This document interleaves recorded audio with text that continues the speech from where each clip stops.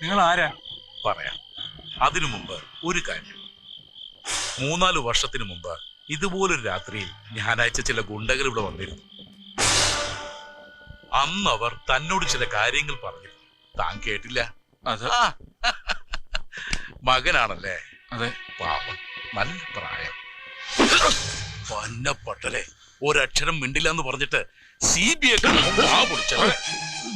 ഒരു വശത്ത് നിങ്ങൾ വാ തുറക്കരുതെന്ന് പറയും, മറുവശത്ത് അവർ വാ തുറക്കണമെന്ന് നിർബന്ധിക്കുമ്പോ ഞാൻ എന്ത് ചെയ്യണം സാർ? CBIയുടെ ജോലി സംസാരത്തിൽ അവസാനിക്കും. ഞങ്ങൾ പറഞ്ഞിട്ടുണ്ടെങ്കിൽ പറഞ്ഞത് ചെയ്തിരിക്കും. അതിനാണ് വന്നത്. അവസാനമായി ഒരവസരവും കൂടി തരാം. 4 വർഷം മുമ്പ് കണ്ടതല്ലേ അവരെ? തിരിച്ചറിയൽ പരേഡ് നടക്കുമ്പോ മജിസ്ട്രേറ്റിന്റെ മുമ്പിൽ വെച്ച് തീർത്തും പറഞ്ഞേക്കണം അവരെല്ലാം ഈ വീട്ടിൽ വന്നതെന്ന്. പറയോ? പറയില്ല.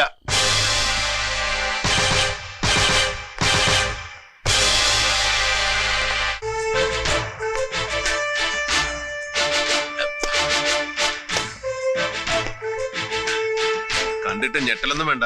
ഇത് ഞങ്ങളൊരു ടെക്നിക്കാ. സംശയം തോന്നുന്നവരോട് ചില ചോദ്യങ്ങൾ ചോദിച്ചിട്ട് പോരും. കേട്ടയാളുടെ മനസ്സിൽ എന്തെങ്കിലും കള്ളമുണ്ടെങ്കിൽ തീർച്ചയായിട്ടും റിയാക്ട് ചെയ്തിരിക്കും. അതുകൊണ്ടാണ് ഞങ്ങളുടെ വെയിറ്റ് ചെയ്തത്. എനിവേ, അതൊന്നുമല്ല ഇമ്പോർട്ടന്റ്. ഡോക്ടർ നേരത്തെ പറഞ്ഞല്ലോ ഗുണ്ടകളെ അയച്ചോ നിങ്ങളാണെന്ന്. എന്തിനായിരുന്നു അത്? ആ ചോദ്യത്തിന് ഉത്തരം ഞാൻ പറയാം. ഹരിഹരനെ വിരട്ടാൻ വാസുവിനെ ഏർപ്പാടാക്കിയത് ഞാനാണ്. വാസുവിനെ നേരിട്ട് പരിചയമില്ലാത്തത് കൊണ്ട് ബാബുവിന്റെ സഹായം തേടി, അത്രേ ഉള്ളൂ. എന്തിനാ അയാളെ ഭീഷണിപ്പെടുത്തിയത്? നിങ്ങൾ, CBI തന്നെയാണ് അതിന് കാരണം. ആ വീടും പറമ്പും ഒക്കെ വിറ്റൊന്ന് സ്വസ്ഥമാകണം. അതിന് നിങ്ങളുടെ അന്വേഷണം ഒരു തടസ്സമാകും. അതുകൊണ്ട് ഗുണ്ടകളെ വിട്ടൊന്ന് വിരട്ടി, അത്ര തന്നെ. CBIക്ക് ബ്രോക്കർ പണിയൊന്നുമില്ല, കച്ചവടം മുടക്കാനും നടത്താനും.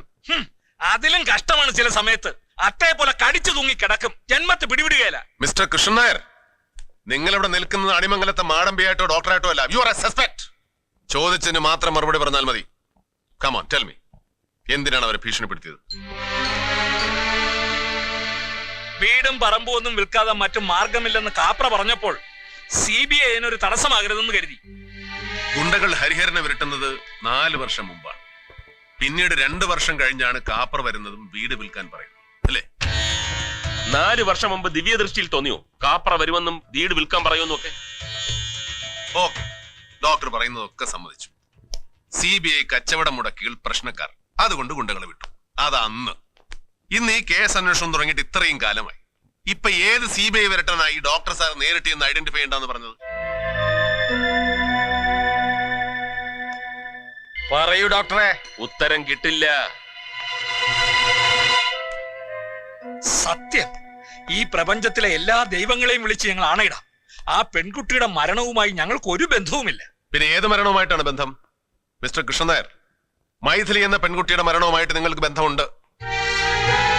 ഈ കേസിന്റെ അന്വേഷണം തുടങ്ങിയ അന്ന്, ഫ്രം ദ ഡേ 1, എനിക്ക് ഉറപ്പുണ്ടായിരുന്നു ഇതൊന്നിൽ അവസാനിക്കില്ലെന്ന്.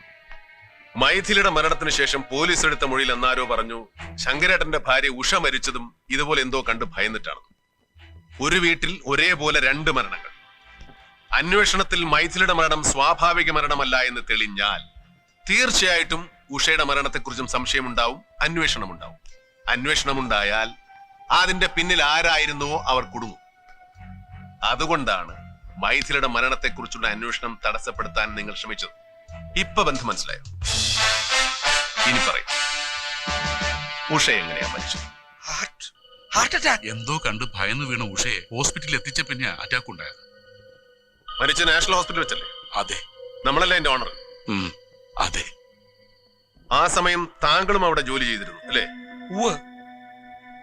നിങ്ങൾ രണ്ടുപേരും കൂടെ അല്ലേ അവരെ ചികിത്സിച്ചത്? അല്ല, അതെ. പിന്നെ എന്തുകൊണ്ടാണ് അവരെ ചികിത്സിച്ചതിന്റെ റെക്കോർഡ്സോ കേസ് ഷീറ്റോ ഒന്നും ആ ഹോസ്പിറ്റലിൽ ഇല്ലാതെ പോയത്?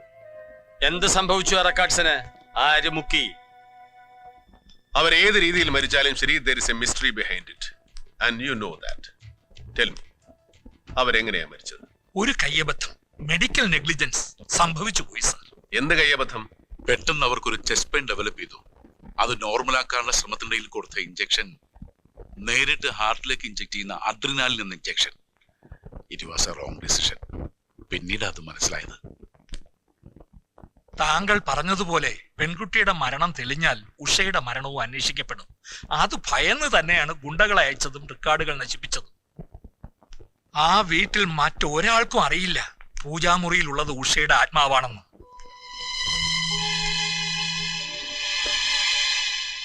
ആ വീടും സ്ഥലവും വാങ്ങാൻ ശ്രമിച്ചത് തന്നെ സ്ഥലം സ്വതന്ത്രമായി കൈ കിട്ടിക്കഴിഞ്ഞാൽ തക്ക പരിഹാരം ചെയ്ത് ആ ആത്മാവിന് മോക്ഷം കൊടുക്കാലോ എന്ന് കരുതിയ. ഡോക്ടർ ബാബു പറഞ്ഞതാ ശരി. അതെ, അല്ലാതെ യാതൊരു ലാഭേച്ഛയില്ല. CBI അന്വേഷിച്ചുകൊണ്ടിരിക്കുന്ന മൈഥിലി കേസിന്റെ അന്വേഷണം പൂർത്തിയാകുമ്പോൾ പറയാം ലാഭമോ നഷ്ടമോ എന്ന്.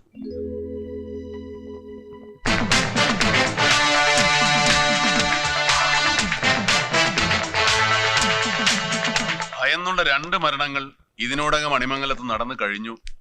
അതെ സർ. ഉഷ ആശുപത്രി വെച്ച്, മൈഥിലി വീട്ടിൽ വെച്ചും. പിന്നെ നമ്മളെ ഭയപ്പെടുത്താനുള്ള ശ്രമം വേറെയും. അല്ല ചാക്കോ, വേലു ഇപ്പൊ പഴുത്ത് കാണുമോ? പിന്നെ മണം എനിക്ക് ഇവിടെ അടിക്കുന്നുണ്ട് സർ. വേലുവിനെ ചോദ്യം ചെയ്യുന്നതിന് മുമ്പ് അവന്റെ വീടൊന്ന് പരിശോധിക്കണം. പ്രിഫറബിളി അണിമംഗലത്ത് ആരും ഇല്ലാത്തപ്പോ. വേലുവിനെ CBI സംശയിക്കുന്നു എന്ന് തൽക്കാലം പുറത്താരും അറിയണ്ടല്ലേ സർ? യെസ്. എല്ലാ മാസവും 3-4 ദിവസം അടുപ്പിച്ച് കുടുംബക്കാരെല്ലാം കൂടെ ക്ഷേത്ര ദർശനത്തിന് പോകാറുണ്ട് സർ. എങ്കിൽ അതാണ് പറ്റിയ സമയം.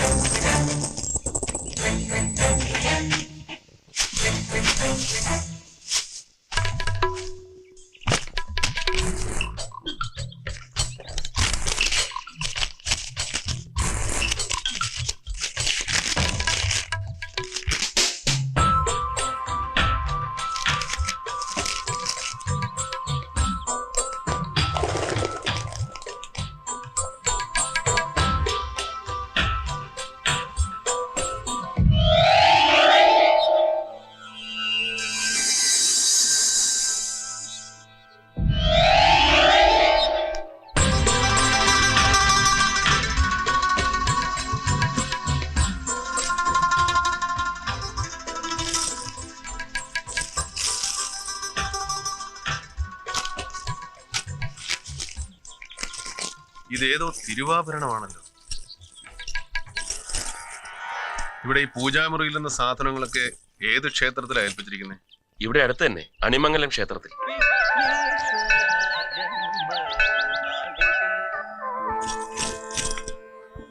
കാണാനൊക്കെ ഒരുപോലെ ഉണ്ട്.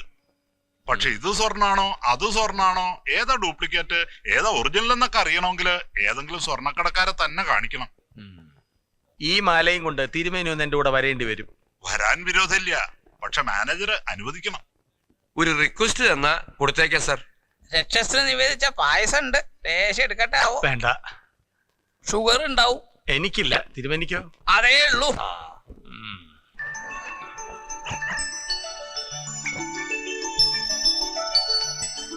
ലേഡീസ് ഉണ്ടോ? ഉണ്ടല്ലോ.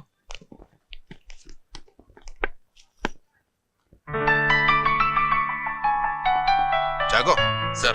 ഒന്ന് സഹായിക്കുന്നേ. ആർക്കാ സർ? വൈഫിനല്ലാതെ ആർക്കാ? ഒരു ബർത്ത്ഡേ ഗിഫ്റ്റ്. വിക്രം എന്തെങ്കിലും വാങ്ങിക്കുന്നോ? വാങ്ങണമെന്നുണ്ടായിരുന്നു. എന്നാ വൈഫിന്റെ ബർത്ത്ഡേ? സെപ്റ്റംബർ, ഒക്ടോബർ, ഓർമ്മയില്ല. ഫോൺ ചെയ്ത് ചോദിക്കാം. ഇതൊന്ന് ബില്ല് ചെയ്തേ. Please come sir. തിരുമേനി, ആ തിരുവാഭരണം ഒന്ന് കാണിച്ചു കൊടുത്തേ. ഇതിവരുടെ അമ്പലത്തിലെ തിരുവാഭരണ. ഇതിന്റെ മാറ്റം ഒന്ന് നോക്കണം. ഇതിന്റെ മാറ്റമൊന്നും നോക്കാനില്ല. ഇത് ഒറിജിനൽ 916 ക്വാളിറ്റി തന്നെയാണ്. എന്നാലും നമുക്ക് സംശയം തീർക്കാം. കൃഷ്ണൻ, ഇതൊന്ന് നോക്കി കൊടുക്കൂ.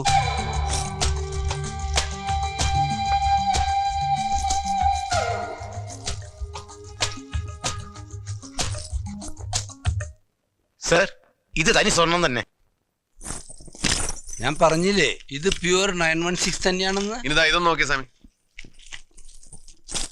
ഇത് ഡ്യൂപ്ലിക്കേറ്റ്, വെറും പിച്ചള. പക്ഷെ കാണാൻ ഒരേ മാതിരിയുണ്ട്. അത് ആ പണിക്കാരന്റെ കഴിവ് തന്നെയാണ്. കപ്പിനും ചുണ്ടിനോടൊക്കെ എന്തോ സംഭവിച്ചിട്ടുണ്ട്. അതുകൊണ്ടാണ് വേലുവിന് ഒറിജിനൽ കിട്ടാതെ പോയത്. ആരായി ഡ്യൂപ്ലിക്കേറ്റ് വേലുവിന് കൊടുത്തത്? സർ, ഇത് ടെമ്പിൾ ജ്വല്ലറി പെട്ടതല്ലേ? ഒറിജിനൽ ആരാ പണിതെന്ന് പറയാൻ പറ്റുമോ? പറയാം. ഇതിൽ SAR എന്ന് എഴുതിയിട്ടുണ്ട്. പിന്നെ ഉള്ളത് മലയാളത്തിലുള്ള കൊല്ലവർഷം. കൃഷ്ണ, അതൊന്ന് നോക്കൂ. കൊല്ലവർഷം 1104 ആണ്ട്. 76 വർഷം പഴക്കമുണ്ട്. കുഴിക്കാവില് ഒരു SAR ജ്വല്ലറി ഉണ്ട്. വളരെ പഴക്കമുള്ള കടയാണ്. ഒരു പത്മനാഭൻ ആചാര്യ അതിന്റെ ഉടമസ്ഥൻ. ഉദ്ദേശം ഇതിന് എന്ത് വില മതിക്കും? തൂക്കത്തെക്കാൾ ഇതിന്റെ പഴമയ്ക്കാ വില, കൂടാതെ ഈ രത്നങ്ങളുടെ വില. കറക്റ്റ് ബയ്യറാണെങ്കിൽ 60-70 ലക്ഷം വരെ കിട്ടാം.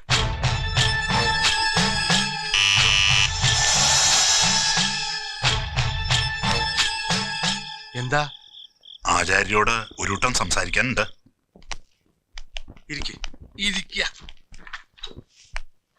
ഈ പഴയ ആഭരണങ്ങൾ വാങ്ങുന്ന ഏർപ്പാട് എനിക്കുണ്ടെന്ന് ആരാ പറഞ്ഞത്?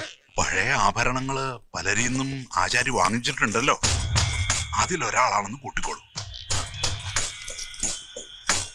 ഇത് അണിമംഗലത്തില്ലേ?